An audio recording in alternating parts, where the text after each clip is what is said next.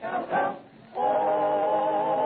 The Jello program, starring Jack Benny with Mary Livingston, Phil Harris, Kenny Baker, and yours truly, Don Wilson. The orchestra opens the program with Confidentially.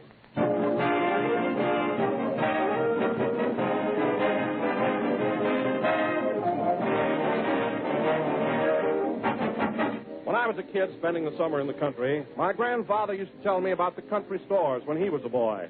He said he'd sit on a sack of flour and swing his bare legs while his mother argued with the storekeeper. Seems there wasn't a thing she'd take his word for, from a dill pickle to a barrel of crackers. And good old Grandpop said it was sure something to listen to those arguments. Well, things have certainly changed. Today, there's no ground for an argument. When you go into a grocery store, you find packaged foods with brand names you recognize as your guarantee of quality. For instance, when you see the word Jello on a package, you know that here is a fine product, the real thing. Because that very name, Jello, is a trademark. It's the property of General Foods. If you hear any other gelatin dessert called Jello, that's incorrect, for there is no other Jello. And remember, Jello brings you that extra rich flavor, as tempting and refreshing as the real ripe fruit. So always ask your grocer for Jello. And, by the way, this week, the National Association of Retail Grocers are holding their annual convention. And we want to send them congratulations and best wishes from Jello, America's favorite gelatin dessert.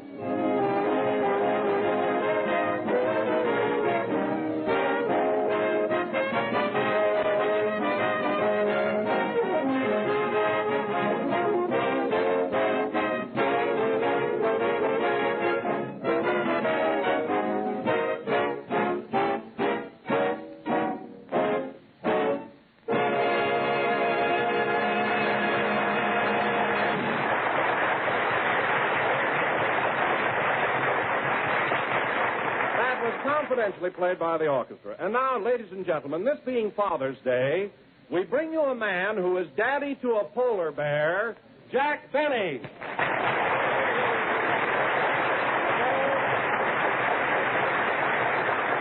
Thank you. Hello again. This is Jack Benny talking, and Don, you're right. I do take rather a paternal attitude toward Carmichael. You know, that animal is like a child of mine. He's so affectionate. You're really very fond of him, aren't you, Jack? I certainly am. Believe me, we're going to have a lot of fun this summer on our trip to Alaska. Oh, are you taking Carmichael to Alaska? Yes, he has relatives in Skagway. 2 uncles and a sister-in-law, I believe. Huh? By the way, Don, what are you going to do on your vacation? Well, I haven't planned very much, Jack, but let me tell you something. When you see me next season, you're due for a big surprise. What do you mean? Well, I'm going on a diet this summer and take off 10 pounds. My. You'll never know me. Don, you could take 10 pounds off your lower lip and nobody would know it.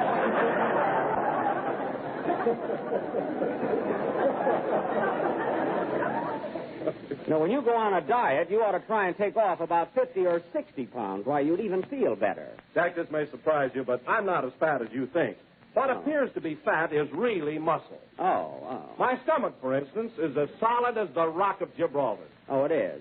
Well, Don, I saw you playing golf the other day in nothing but a pair of shorts, and Gibraltar was out of bounds.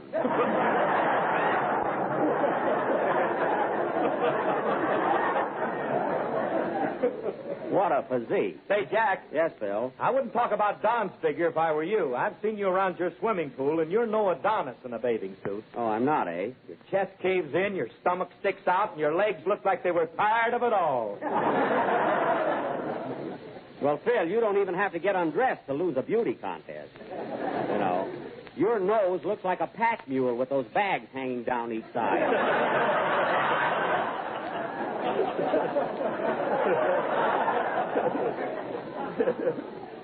And by the way, have you got your other bags packed for Waukegan? You know, we're leaving tonight right after the broadcast. I'm all set, Jackson. Gee, I can hardly wait to see all my old friends and pals. Yeah, I'm excited as a kid all week thinking about it. I can imagine. Where are we going to live when we get there, Jack? Well, you fellas are going to stay at the Hotel Waukegan. You stopped there last summer, didn't you, Phil? Yeah. Oh, you'll love it, Don. It's a swell hotel, very modern. Go on, they got a house detective there with a bow and arrow. Is that so? And if you're not downstairs by 7 a.m., they send a maid up to see if you're dead. Well, that's because Waukegan is a wide-awake town. Everybody gets up early. Are you going to live at the hotel, Jack? Well, I'm not sure, Don. I'll probably stay with relatives. I don't know whether to live at Aunt Clara's or Aunt Molly's or Cousin Sudie's.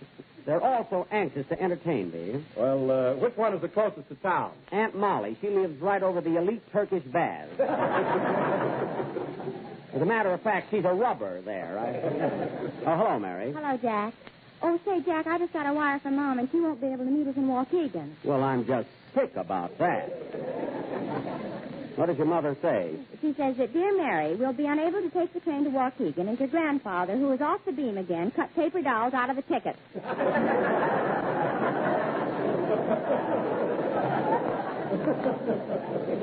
No. Well, maybe you can go to Plainfield afterwards and visit your mother and father. By the way, Mary, this is Father's Day. Did you send your dad anything? I sure did. I sent Papa some cufflinks and studs for his dress shirt. Dress shirt? Well, your father never wore a full dress suit in his life. He does now. He got a job with an escort service. Oh.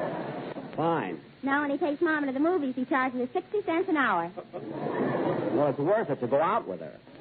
Anyway, Mary, I'm glad you remembered your father. That was a sweet thought. Not only that, I sent him the cutest card with it, and I made up the words myself. You did? What was it? Oh, Daddy dear, I send you cufflinks with good cheer. And when you hawk them, which you'll do, if you can't get 5, go ahead, take 2.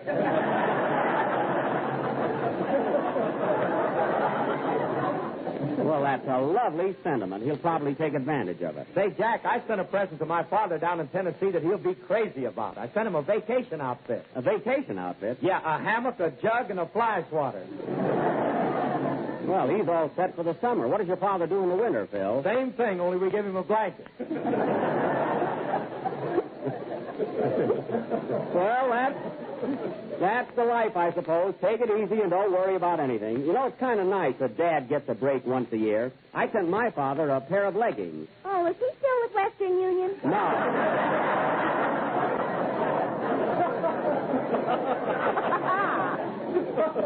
He wears them when he goes horseback riding. Say, Jack, you know what I sent my father for a present? Yes, Don, I know how many flavors it has, so don't get cute. Hello, Jack. Oh, hiya, Kenny. Say, Kenny, are you all set to leave for Waukegan? You know, we're going right after the broadcast. Oh, sure. I got my suitcase downstairs on the sidewalk. On the sidewalk? Well, for heaven's sake, bring it in. Somebody's liable to steal it. Well, don't worry. Nobody will touch my suitcase. How do you know? I printed J. Edgar Hoover on it. Well, that's very clever, Kenny. How'd you ever happen to figure that? Oh, Kid Baker has a flash once in a while. You have it there. Now, Kenny, when we get to Waukegan, I want you to be on your best behavior and make a good impression. You know, I don't want you whistling at the girls like you do here. Can I wink at them? No. You can't whistle and you can't wink, so watch yourself. And now, folks... Can I wiggle my ears? No. You won't show off at all. I want everybody in Waukegan to say, now there's a nice boy. And now, folks... I'd rather have them run me out of town. Kenny. I don't want to hear another word about it. And now, folks, we will have a song by our fresh young tenor who's going to get his canoe paddled if he doesn't watch out. Now, go ahead. Hold it a minute. Come in. Mr. Benny? Yes? I just dropped in to wish you a very pleasant trip to Waukegan and to tell you that I'll miss you while you're gone. Well, thanks very much. Well, what are you standing there for? Ain't you going to kiss me goodbye? No, I'm not. Get out of here. He's the most affectionate lunatic I ever met. Sing, Kenny.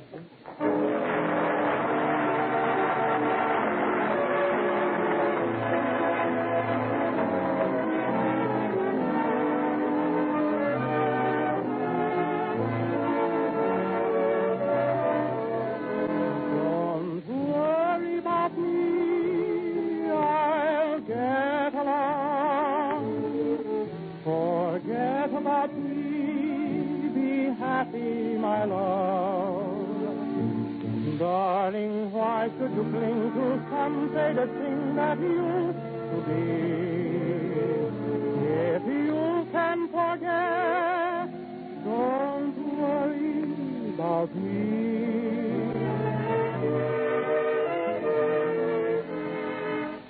This is the one moment that I thought I never could live through. But now somehow that it's here, my dear, that police fear has gone away, and saying goodbye seems sweet. It's plain that fate did didn't want us on a one-way street. Don't worry about me, I'll get along. Forget about me, be happy, my love. Let's say that our little show is over, and for the story ends, why not call it a day, a sensible way, and still be friends? Look out for yourself, could be the rule. Give your heart and your love to whomever you love. Don't be a fool. Darling, why should you cling to some faded thing that you if you can forget, don't worry about me.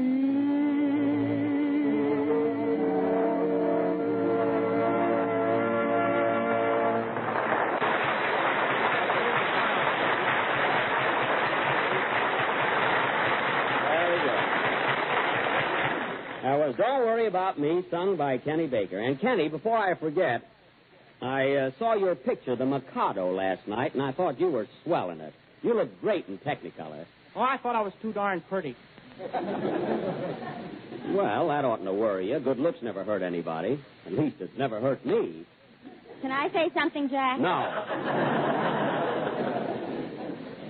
Anyway, the Mikado was a swell picture, Kenny, and you were grand in it. The Mikado. Say, that's a Western, ain't it? That was our musical director, folks. Phil, for your information, the Mikado is one of the most famous operettas ever written. No kidding. You're a fine musician, Phil. For you to pick up a baton and lead an orchestra is perjury. Why, Jack Benny, you didn't know what the Mikado was yourself until you saw the picture. I didn't know what the Mikado was? Why, Mary Livingston, before we went into the theater, I told you it was an Oriental story. You told me Charlie Chan was in it, too. All right, so I made one little mistake. But Phil has no excuse. He's supposed to have studied music. That studying don't mean nothing. Why, some of our greatest musical geniuses never studied music. Name one. Abe Lyman. Oh, fine. Lyman is worse than you are. He directs his boys with a rawhide whip. You know, funny thing about you and Lyman, Phil, you both started out as drummers, and now you both have your own orchestras. Proving what? Proving hooray for the red, white, and blue. It could only happen here.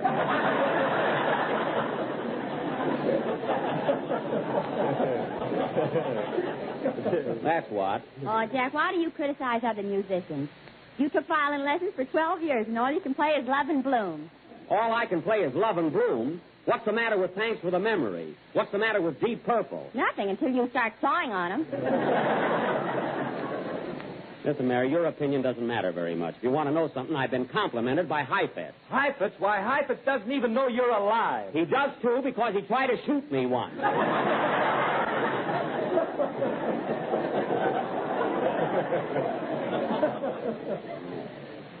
It was at the Penn Theater in Wilkes-Barre. So don't be so smart. You know, I don't like to pat myself on the back all the time, but there's one instrument I've really mastered. Well, I can make a violin talk. You certainly can, Jack. Thanks, Don. Why, many's the time I've heard your violin say, I'm proud to snuggle under the chin of a man who works for Jello. Oh, for Pete's sake. Because Jello is economical, easy to make, and comes in 6 delicious flavors. Strawberry, raspberry, cherry, orange, lemon, and lime. You mean my violin even knows the flavor? Yes, sir. Well, isn't that amazing? This stuff is strictly for the kids. It was pretty subtle, Baker, so go and sit down. And now, ladies and gentlemen, going from my talking violin to our last play of the season, tonight, the Benny Run Do Not Walk to the Nearest Exit players will present for your amusement, approval, and edification that stirring melodrama of the gay 90s, Lavender and Old Louse. Now, I will play Lavender, and our maestro will be the rest of the title. Now, in this play, I'll take it. Hello? Hello, boss. This is Rochester. All right, what do you want? Well, I just finished pressing your clothes for the trip, and I don't think you ought to take your white flannels with you. Why not? Well, you know that trouble I have with the toast every morning. Yes? Well, the same thing happened to your flannels, only I had...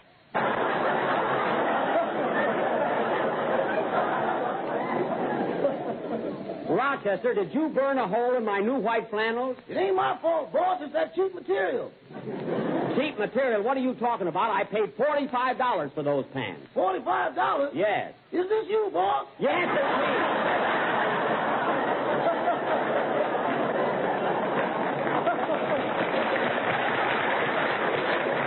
And don't act so surprised.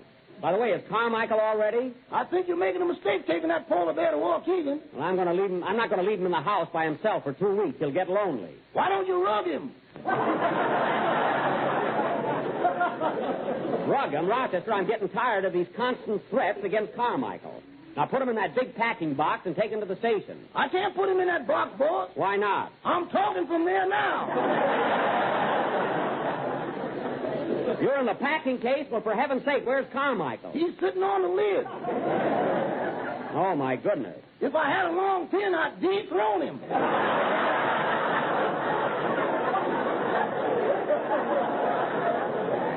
Oh, stop playing with that animal and finish packing.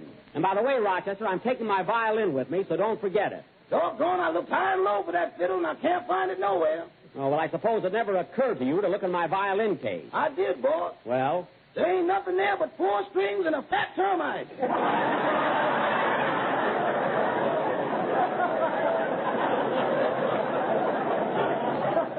Now, don't give me that. The violin is around someplace. Now, get everything together. My trunks, bags, Carmichael, violin, and hurry down to the station. Okay, can I take a taxi? What's the matter? Have the buses stopped running? Now, hang up and get going. Okay, goodbye. Goodbye. Doggone, if I could get $3 a head, I'd quit this job. What? What did you say? Didn't I hang up? No, you didn't. Well, here goes. So long, boss. The guy is always complaining. Never saw such a guy. Now he wants to ride in taxicab. Oh, well. Getting back to our play, the opening scene... Say, Jack, I don't think we're going to be able to do our play tonight. Look what time it is. Oh, yes, the train leaves in about 40 minutes, and we've got to get downtown. Where do we leave from? The new Union Station. Phil, have you got your car here? Yeah, I'll have my guitar player run us down. Oh, you mean Happy Bolivar? Oh, that's swell. Come on, Mary, we'll be late. Wait a minute. I got to kiss the orchestra goodbye. Put down that piano player and come on. So long, boys. See you at the station. So long, Jack. So long. Hit it, man.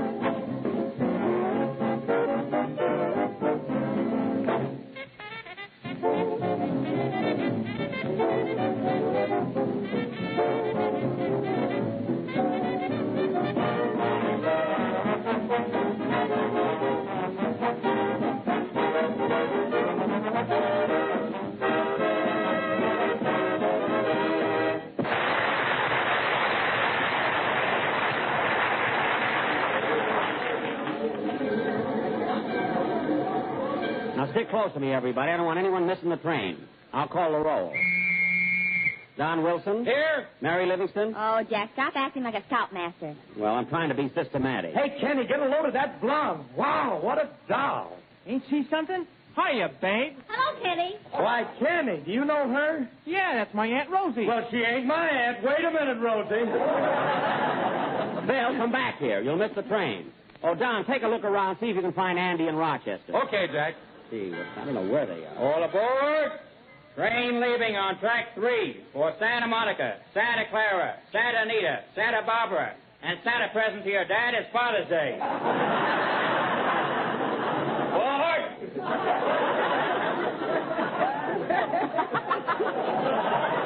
Well, he's a topical announcer, I'll say that. Hey, Kenny, where's your suitcase? Somebody stole it. Somebody stole it. Well, that's awful. What are you going to wear on the train tonight? You haven't got pajamas or anything. I'll lend him a pair of my pajamas, Jack. Just give him the uppers, Don. He can use it for a nightgown. And tie a bell around his neck. He might get lost. Yeah. Oh, this is too complicated. I'll sleep raw. Sleep any way you want to. I don't care. Say, Mary, I'm going over and buy the tickets. I haven't got them yet. Okay, Jack. I'm going to get some magazines. Meet me here. All right. Well, let's see. Where's the ticket window? Oh, here it is. Pardon me. I'd like to buy 7 tickets to Waukegan. Waukegan. That's in Asia Minor, isn't it? No, it's in Illinois. I want 7 round-trip tickets to Waukegan, Illinois. Why don't you buy one way? You might like it there. I know I'll like it there. It's my hometown. But I got to come back here. I'm in pictures. So was I, and look at me now. Well, that's your tough luck. Now, hurry up. I got to make a train. Okay, here you are. And, oh, yes, I want berths. I want 4 uppers and 3 lowers. Well, you know, the lowers are higher than the uppers. I know. I did that in vaudeville 20 years ago.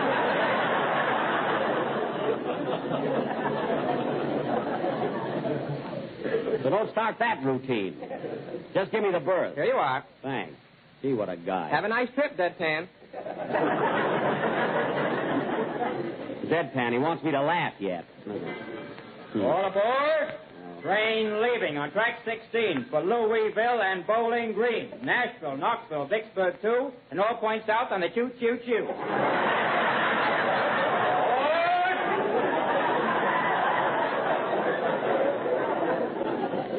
That guy has more fun than the Ritz brothers. Now, let's see, where's the magazine stand? Oh, there's Mary now. Hey, Mary. Yeah? Did you get your magazine? Uh-huh. I got Look, Pick, Click, and Cluck. Oh, Cluck. That's that new one, isn't it? Yeah, it's got Kenny Baker's picture on the cover. Well, that ought to sell 1 million copies. Come on back there with me, Mary. I want to get a book. Okay. I want to get something light. A good mystery or something. Why don't you get Ferdinand the Bull? Ferdinand the Bull isn't a mystery. He is to the other bulls.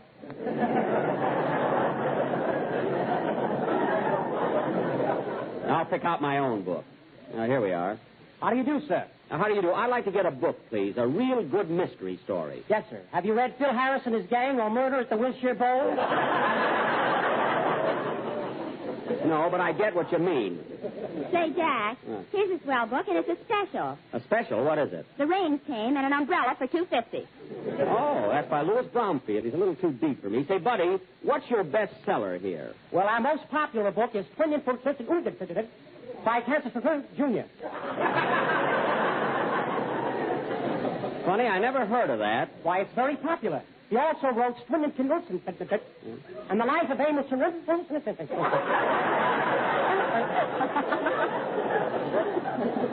Oh, never mind.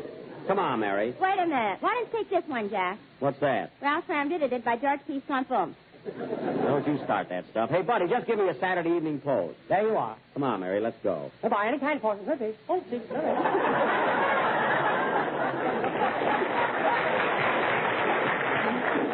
I meet the most unusual people. I wish Rochester would get here. He's making me very nervous. There's Don Wilson. Oh, Don. That's the information booth. I mean next to it. Pardon me, mister. No, now what? Can you tell me what time the airplane leaves here for San Francisco? Airplane? I'm afraid you're going to have a little trouble, buddy. Airplanes don't leave from a railroad station. Oh, you're one of those wise guys that knows everything. I'm not a wise guy, but I know you can't take an airplane from a railroad station. Oh, yeah? Yeah. Board, airplane leaving on track 8. Bakersfield, Salinas, Oakland, and San Francisco. Board! What? You see, you big smarty. Oh, go pin your hair up. Fresh guy. Well, Jack, I found Andy. Here he is. Hiya, Buck. Well, Andy, I was worried about you. Gee, you got a lot of friends at the station. Are you all excited about going to Waukegan with us? Yeah, but gee, I'm scared. I've never been on a train before. Well, you'll get a big kick out of it. Did you bring your pajamas? Pajamas? Doggone, can you sleep on a train? Why, of course, certainly. Well, I'll be darned. Can you eat, too? Yeah, Jack brought sandwiches. One more crack and you won't get any. Where am I? Oh. Now, let's get over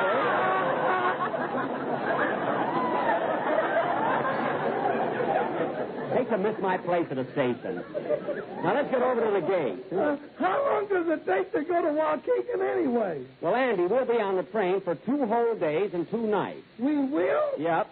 Say, Buck, do they have... Yes, don't worry.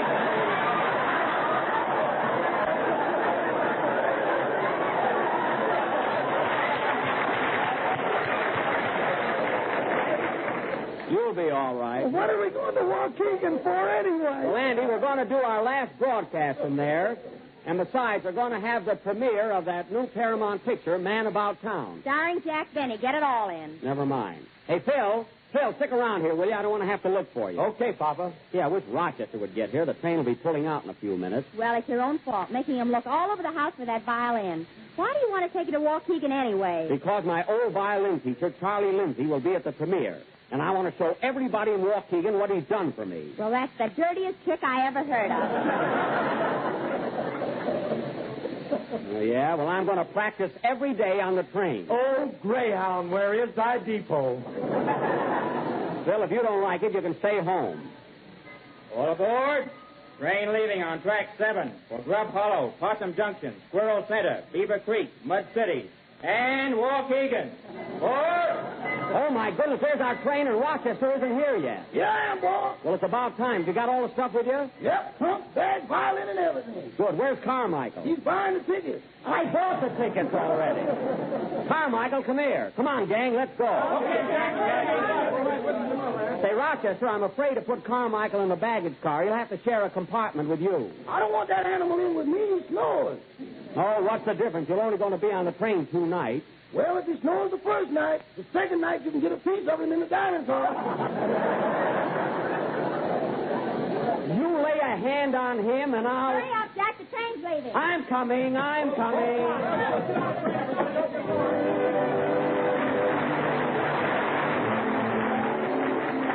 It's not true that nobody does anything about the weather. We've done something about it. We have the perfect recipe for those hot, sultry nights when nobody feels like eating.